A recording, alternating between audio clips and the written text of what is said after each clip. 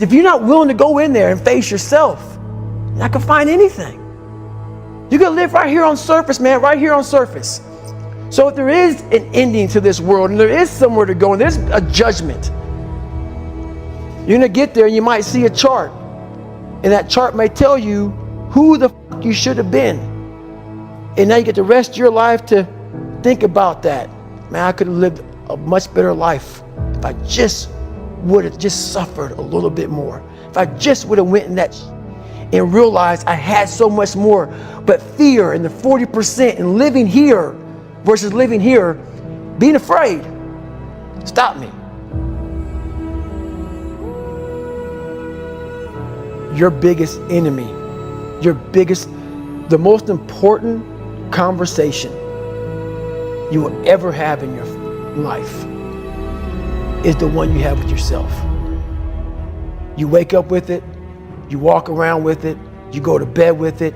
Eventually, you're going to act on it, whether you're good or bad. You have to. That's why the whole thing about this book I have is about you. It is about you. It's strictly about you finding who you are. So many people die, live 100 years, never fucking know who they are. Never know who they are. You have to look in that mirror and know this. There's so much more in here, man. Because I can literally right now be a 300-pound guy spraying for cockroaches still to this day if I did not look in that mirror and say, there has to be more to this. This can't be it. And then willing to go into it, dive deep into it, and give all I have to find it. So that's what all that's about. Let's say there's 10 people in this room and we're all mediocre. But I'm the best of the mediocre people. I now think I'm great. I'm great. We surround ourselves around people that make us feel great. They tell us what we want to hear. The second we put ourselves amongst the uncommon people, we don't like that feeling, that challenging feeling of that person who's waking up at 3:30 in the morning and say, hey, push your shit on, we're going for a run.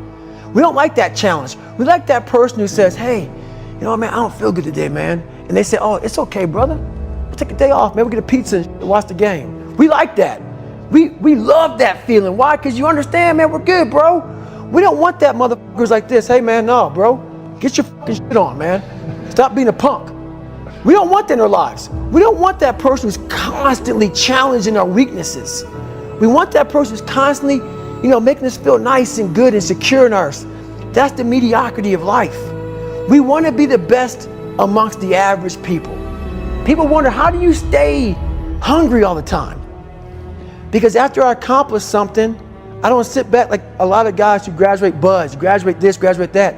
They get comfortable. They wonder why I'm getting weak, man. I don't know, I lost my edge. What's going on? Because once you hit the top of the fucking mountain, guess what happened? I'm good. I'm good, so you wonder why you're falling down now. Because once you reach the top of the mountain, you got to build another one. That's mediocrity. There's a lot of people in mediocrity who have a nice resume, but they're one-timers, man. They hit a one-time deal, they busted it open, got a lot of money, but they're good. You're mediocre now, man. What are you fucking doing today, tomorrow, the next fucking day? That's why I don't listen to theorists. I don't listen to all that bullshit. I listen to a motherfucker who's like this, man. What's wrong, man? I'm fucking tired, dude. Why are you tired?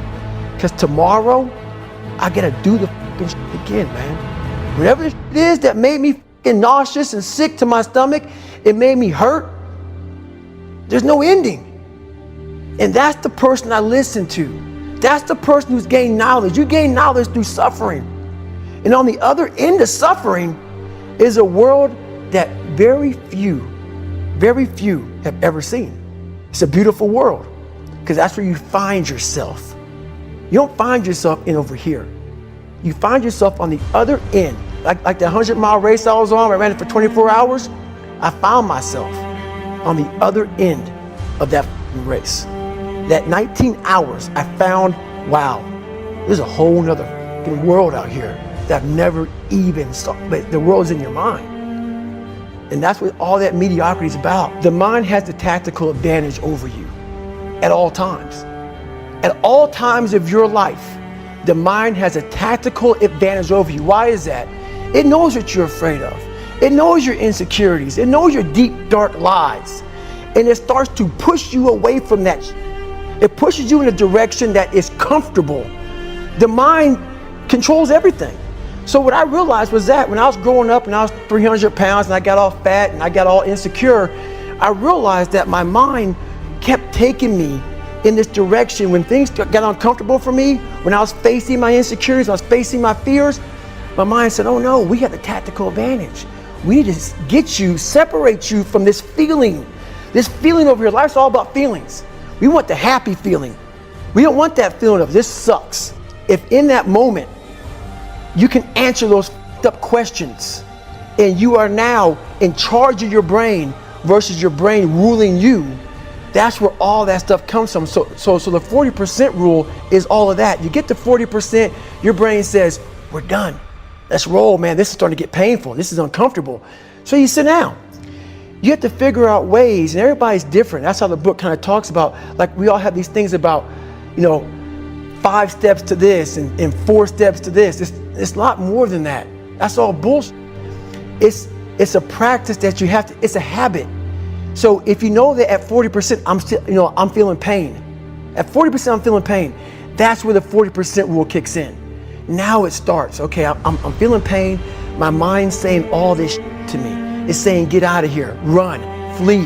The fight or flight kicks in. Okay, we're done. We're not good enough. It starts telling you all these things. You start to believe it because the mind controls all. This is the time where you have to gain control back of your mind. It's okay. Let me see if I can go 45%. And once you start giving yourself more and more hope and start realizing, okay, the mind starts to be, okay, what are you doing? We're supposed to be going right and you're going left. You start then controlling your mind. Start finding more in yourself. And then it goes from 40% to a lot further than that. But that's the start of it though. Get to the spot where your mind is saying stop. Wherever that is, you gotta get there first. And then that's when that starts to work for you. You gotta control yourself in that moment.